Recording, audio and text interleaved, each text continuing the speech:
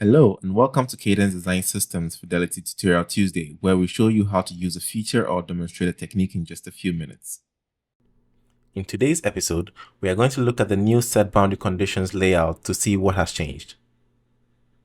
Starting from version 2025.2, there has been a few changes to the user interface of the set boundary conditions window. Let's take a look by going to CAE, Set Boundary Conditions. The top row of icons allows for several operations with respect to creating boundary conditions and assigning domains to them. For example, if I want to select this fuselage here and assign it to this fuselage boundary condition that I've already created, I can simply select the first icon to assign it to it. Also, I can create a new boundary condition by selecting this plus icon, double-clicking in the name and putting the name of the boundary condition I want. So let's say tail.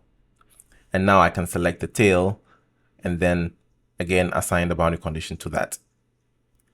Of course, I can select the name of the boundary condition, and under the CA type, I can specify whatever boundary condition relative to the solver that we have selected here. I can also select any of the boundary conditions already created and then hit the red cross button to delete it.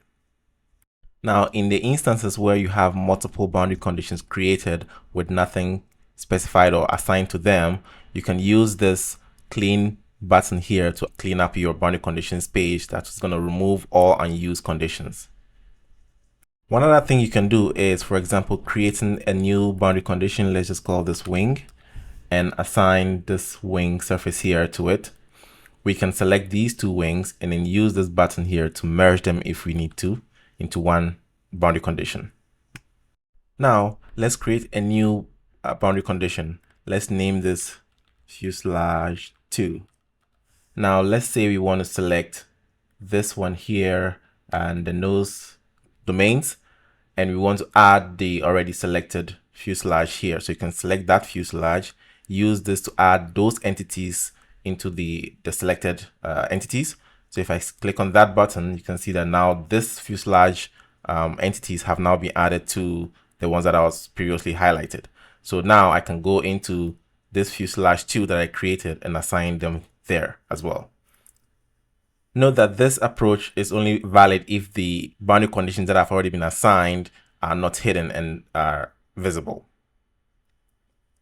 And lastly, we can use the show and hide button here to hide already assigned boundary conditions. So when I click on that, you can see that all the ones that I've already assigned a boundary condition are hidden, which makes it easier to select the ones that are not already assigned to new boundaries. So you can select the tail control surfaces, click on this one, assign them there, and we can rename this to say tail control. And as you can see, after assigning it to the tail control surfaces, that surface is hidden, and you can continue to add the rest of the ones that are not hidden to new boundary conditions. If you like this video, be sure to click the thumbs up button and subscribe to our channel for more videos like this.